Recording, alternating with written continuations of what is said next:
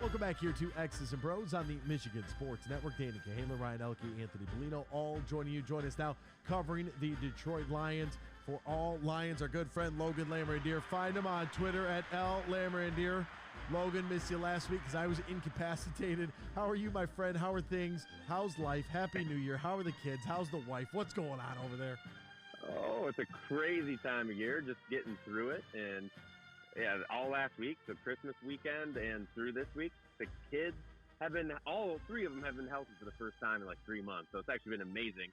And I hope you're doing better. It sounds like you're doing better, but it's been going around, and somehow our family avoided it last week. Man, that's fantastic, because anytime you have tiny humans, they just like cough in your eyeballs as you're trying to like hold them, and then it's like, dude, now I'm gonna get sick. And whatever you're at a daycare, you're at preschool, you're at regular school. I mean, kids, they're just germaholics. There's nothing. They want to touch stuff and then touch their mouth, and it's like, you can't do this. Like, I don't know. You got to train them. I don't know how to do it. It's good luck. I wish you the best. Everybody with small children, I feel for you, and good luck. It's hard enough for me to take care of myself, much less keep other things alive. But man, speaking of staying alive, the Detroit Lions at 8-8. I feel like I keep coming back to this, but who would have thought? I mean, Logan, you and we're playing with house money right now. Life is good. Oh, it's great. After week 7, did anyone think we'd be talking playoffs in the final week of the season? I definitely did not. I completely written it off. So this has just been a great ride, and it's unfortunate the Lions don't control their own destiny, but they very well could once their game comes around. Flex the primetime game. Finally got that primetime game this year. It happened, but it's a lot of fun, and just the way they're playing. Yes, Carolina, we didn't talk last week. The Panthers, that was a big letdown, but I was bracing myself because in this stretch of wins the Lions put together, it's just not easy to win in the NFL every single week. And sometimes it's going to have those games where you just don't play your best, or a team comes out and has a great game plan. It's just tough to play catch up after that. So where they're at right now, I couldn't be happier really with how the season started. And it's just looking forward to the future. It's got me already pumped up for next year, and it's such a long ways away. And we still have the whole off-season process and the draft, and usually that's my favorite part of the year, but I already can't wait till next year. I'm all about the primetime games as long as they're on the road, and anybody who works at the facility understands why I say that the way that I do.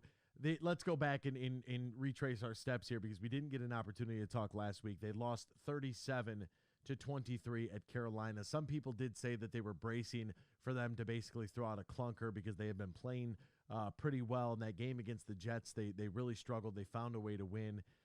You look back, and that's a game I'm sure every one of these guys is losing sleep over, because you win that game and you're in full control, right, moving forward, and you feel really good about your situation, the position that you are in going into this game against Green Bay.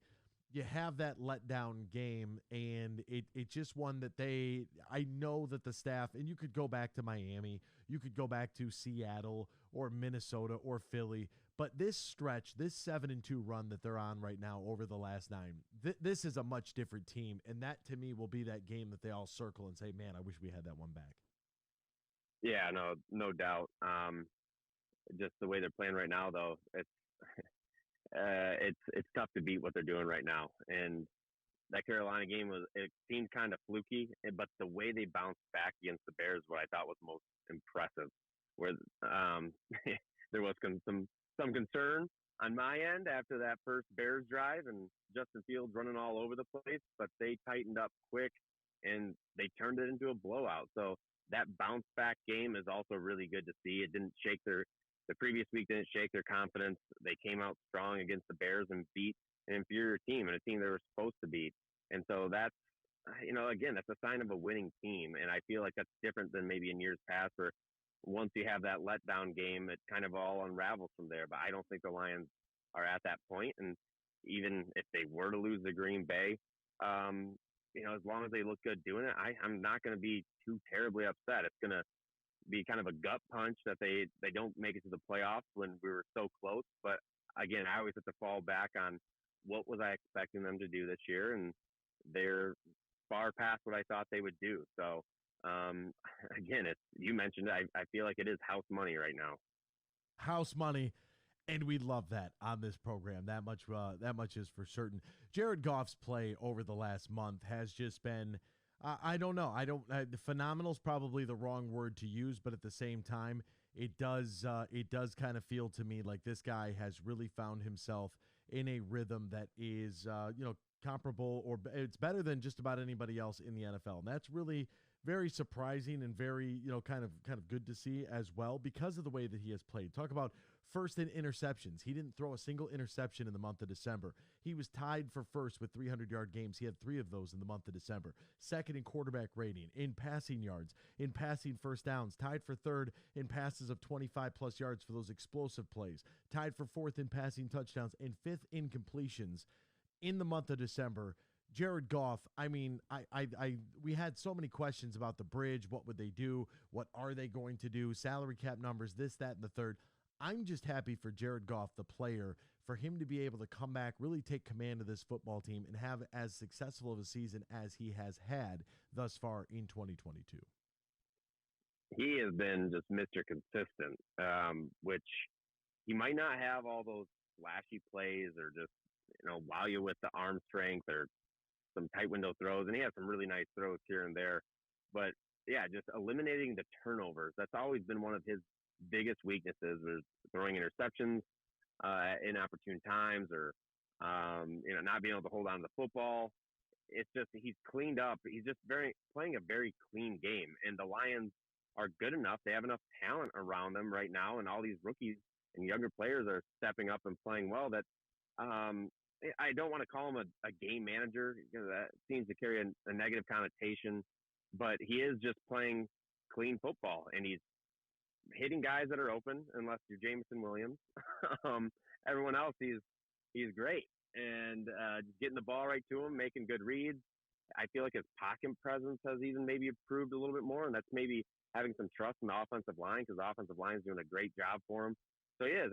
He's the kind of quarterback that, I'm at that point where it's like, well, let's just get a team around him. Maybe it's probably easier to build, draft really good talent around a quarterback than it is taking a gamble on a quarterback and hoping that he's better than what Goff is now. And if Goff continues this in the next season, and the Lions add a few pieces, I think, you can have a lot of success. And we've seen that in the past 9 weeks. And so I'm very happy for Goff. I must say, I've never been a big believer in him.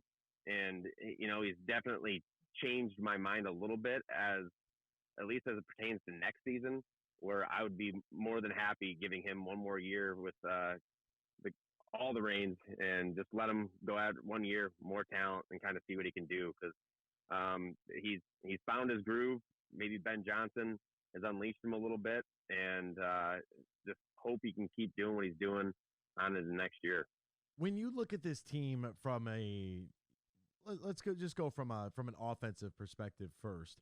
And you are the general manager. We're talking about a team right now that is third in the NFL in yards per game. I mean, they're putting up punches and bunches. It's a beautiful thing to have to watch. They're fourth in points per game, and they had that clunker of one out there in New England, averaging 27 points per game, trailing just the Eagles, Cowboys, and Chiefs. Who would have thought, right?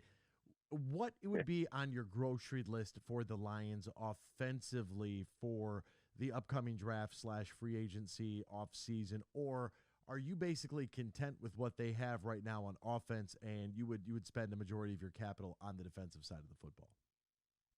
Yeah, I think I would definitely lean more towards the defense to continue improving them and build around the young core of players they have on defense. But in terms of offense, I think right guard, depending on what happens with Hal Vaitai, and he has a big cap number, especially for an offensive guard, where he's getting paid like a top offensive guard. I don't think he's necessarily at that point. I think he's a good player, but who knows what he's going to be next year after the injury. But that right guard spot, especially with Evan Brown too, not knowing how long he's going to be around for, I think really securing that offensive line, and even at the very least having a little bit more depth maybe on the interior would go a long ways. And then running back Jamal Williams is going to be a free agent after the season. Who knows what's going to happen with that? How much money he's going to want. You can probably find a guy who's much cheaper in the mid rounds of the draft, and running backs can come in and contribute right away. And DeAndre Swift, he has his pros, he has cons, he can do a lot that other NFL running backs can't do, but there are some negatives to his game, and I think you just kind of have to accept that at this point and understand that he is a little bit of an injury risk, and you probably need another running back to go with him. So I would have running back on the needs list as well, but again, probably pretty far down the list when you look at both offense and defense. When Jamal Williams, by the way, he will turn 28 years old on April 3rd. He is 6 yards away from a 1,000-yard season and 15 touchdowns this year on the ground as well. What a year! What a year he has had. Yeah. It has been pretty incredible. On the defensive side of things, the Bears game, the Bears really struggling to protect Justin Fields. He had to obviously scramble and use his legs a whole bunch in that game, but that's because the Lions' pressure. A couple of sacks for Josh Pascal. Great to see him back out there. Aiden Hutchinson adds a half a sack to his total, and James Houston. All he does, he's a sack specialist. He is I'm just going to, get as low as possible. Great bend, as they like to say. He's going to get down. His shoulders are going to touch the ground. Somehow he's going to pop up and sack the quarterback. Those three guys, as three freshmen in this league, you talk about excitement for a unit as a whole that the expectation really wasn't that high for. These young rookie defensive linemen have just blown the doors off of this fan base. It's huge. And James Houston is like a microcosm of what this team has become. Was nothing the first half of the season, and then all of a sudden is just lighting the world on fire. And just all of his sacks are always so impressive. That's the crazy part is his first sack when he basically went through the offensive lineman's knees and took out the offensive tackle right into Fields and took him down. You just don't see that happen, and how low he was. I don't think I've ever seen a player get that low. His helmet was basically at the offensive tackle's knees, and then the strip sack, he was double teamed, and usually when Fields gets out into the open field, no one's going to catch him from behind, and James Houston, of all people, just all of a sudden is on the screen and knocks out the ball, and that was a huge play for them. And then that final sack when he was dropping back into coverage, and then was just a missile. Like didn't even break down when he tackled Justin Fields, and Justin Fields is not easy to take down, and he still got him to the ground, and that was again in the open field. So it's not like that was an easy sack. So what I find what Houston is doing is really amazing, and considering where he was drafted, that makes it 10 times even better, because I feel like the Lions for such a long time have really struggled to find these late round gems, and we've found a bunch of them under Brad Holmes. Yeah, it's really been great. We've talked about it a lot here on this program, just about how a majority of your team is going to be built in rounds 3 and after, right? 3 through 7, then your undrafted free agents. That's where rosters are really built in the NFL. There's only so many first rounders to go around. There's only so many that pan out, but you got to strike gold, and they have a couple of times. As we look forward to this primetime matchup against the Green Bay Packers, obviously the Lions are going to need some help with the LA Rams. Maybe Matthew Stafford could help us out. Baker Mayfield, everybody get real prepped there for the Detroit Rams to go out there and get a dub against Seattle. That would be nice. If that doesn't happen and this team goes out there and has an opportunity to play spoiler, your thoughts on what you saw from Green Bay? That I'm not going to lie, they look absolutely terrifying after what they just did to Minnesota. They do, and they're just, Aaron Rodgers has that fire in his eye, I feel like, right now, which is never a good feeling. And I don't think he's the same quarterback as what he used to be, but they're really picking up steam, and it's right into the playoff picture. And but I would love nothing more, even if the Lions aren't playing for a playoff spot once the game starts.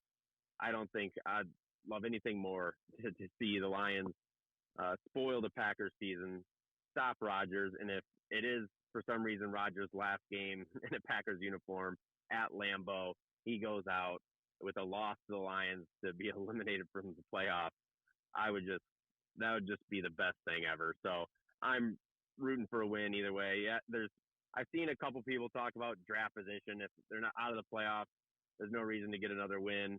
But it's the Packers. It's Aaron Rodgers. It's kind of put a stamp on the season and really try to bring that momentum into next year and just continue to build confidence of this younger team. So I can't wait for this game. The last few years, I feel like towards the end of the season, I'm like, let's just get this season over with. This is complete opposite this year, where I just don't want the season to end. I don't ever want it to end. That I feel we are in the same exact boat. I reference this all the time. We've been doing this together, Logan, for 20 years on the radio. We finally have a team that feels like it's worth a damn, and it doesn't feel like this is just a one-year fluke. It doesn't. It feels like this team is being built for long-term sustainable success, which is the hardest thing to do out of any sports league, is the NFL, with the amount of turnover from a coaching staff perspective, from your actual roster itself, your draft classes, your free agency, your retiring veterans. Like, it's so difficult to keep this thing together. Every single year is so independent of one another that I just want to keep this thing going, and it's sad that it has to come to an end. I know. It really is. It's going to end at some point. And usually by this time of the year, I'm already scouting draft prospects. I haven't really begun to do that. So that's a sign of a good season. It's a sign of a very good season. We're not even worried about the draft, folks. We're worried about Sunday Night Football between the Detroit Lions and the Green Bay Packers in Lambeau Field. Legendary Lambeau. Hopefully the Lions will be able to send Aaron Rodgers home packing early and no playoffs for them. 8:20 kickoff on NBC. His name, Logan Lamorandier. Find him on Twitter at @Lamorandier. Find his work, All Lions. Logan, my friend, is always partner. Thank you so much for the time, my man. We greatly appreciate it. Of course. Thanks for having me, and looking forward to next week. Love that guy. Find him on Twitter at @Lamorandier.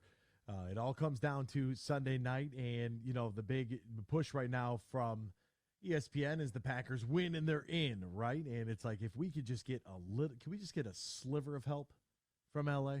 I'm not asking for a whole lot, just a little help. Early gut feeling for this game. Like Freddie had brought up, not the Aaron Rodgers Hail Mary touchdown to win, but like if Riley Patterson kicks a field goal that goes in that, helps his team, but, Badgley misses one. Like, I don't even want to go through those scenarios. I really don't. I feel good about where this team is at. I feel good about the direction the program is going. And I just can't help but look back to some of those early season games and go, man, what if? What if that defense wouldn't have just given up 30 points every time somebody walked into the building? What if you would have taken care of business against Carolina? Well, there was no business to take care of. You weren't even in the game. Well, It's not a game you're going to look back on the year and be like, what if? Oh, you don't look at – you weren't even in it. New England, you won. weren't even in it. You look at Minnesota, like week 3. You give a touchdown on the last drive. Philly, you lose by 3 in week 1. Seattle, you give up a 50-burger and lose by 3. Oh. Like, those are the ones you look at. It's not Carolina. You had no shot in that game from the first drive. Hey, you're 7-7 after the first quarter. Yeah, you're also not tackling and just Not tackling. Just like, oh, sorry, sir, I didn't see you were running here. Go on through. Let me get out of your way. Don't worry about it.